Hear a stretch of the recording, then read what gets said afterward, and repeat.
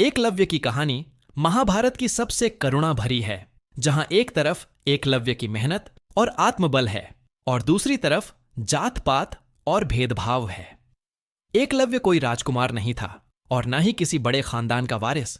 वो तो जंगल में रहने वाला निषाद राज हिरण्यधनु का बेटा था।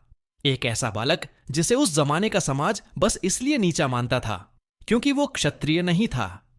लेकिन उसके भीतर भी वही आग थी जो अर्जुन जैसे राजकुमार के अंदर थी, धनुष चलाने की, सबसे बड़ा योद्धा बनने की, कुछ करके दिखाने की।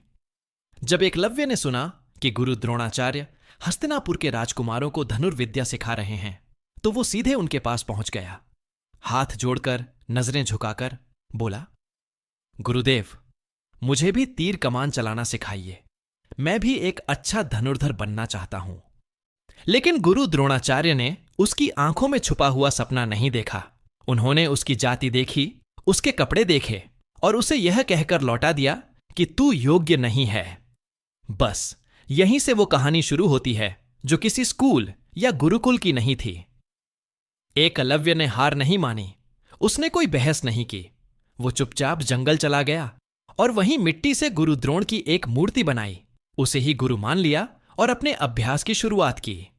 न कोई सिखाने वाला, न कोई राह दिखाने वाला, बस उसका आत्मबल और उसका सपना।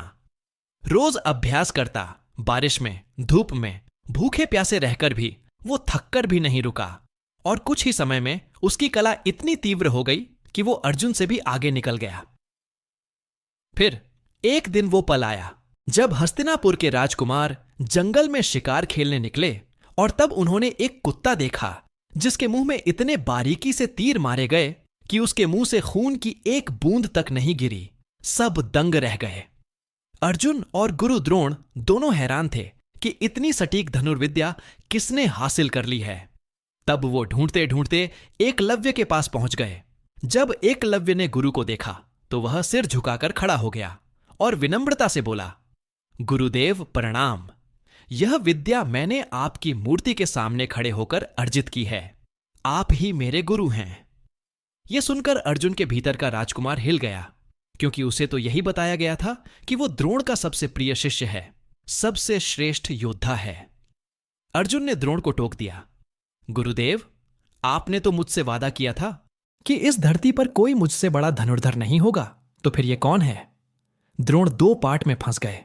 एक तरफ अर्जुन से किया हुआ वचन और दूसरी तरफ एकलव्य की अद्भुत श्रद्धा और आत्म साधना। तब उन्होंने एकलव्य से कहा, अगर तू मुझे अपना गुरु मानता है तो मुझे गुरु दक्षिणा दे। और एकलव्य बोला, जो आप मांगेंगे वो दूंगा गुरुदेव। तब द्रोण बोले, मुझे तेरा दाहिना अंगूठा चाहिए। एकलव्य ने न कोई सवाल किया, न कोई बहस। वो चुपचाप नीचे बैठा, अपने ही हाथ से अपने दाहिने अंगूठे को काटा और द्रोण के चरणों में रख दिया। लेकिन क्या आप सोच सकते हैं कि यह बलिदान कितना बड़ा था? वो अंगूठा जो उसकी विद्या का केंद्र था, उसका अस्त्र था, पर उसने उसे त्याग दिया सिर्फ इसलिए क्योंकि उसने द्रोण को गुरु माना था। भले ही गुरु ने उसे कभी स्वीकार नहीं किया। द्रोण ने अपने वचन को निभाया, पर क्या उन्होंने न्याय किया? नहीं। उन्होंने गुरु का वचन तो निभाया, पर गुरु धर्म को नहीं। क्या असली विजेता अर्जुन था या वो एकलव्य जिसने अपना सबसे प्रिय अंग काटकर भी गुरु की मर्यादा रखी और खामोशी में वो चीख छोड़ गया जो युगों युगों तक सुनाई देती है?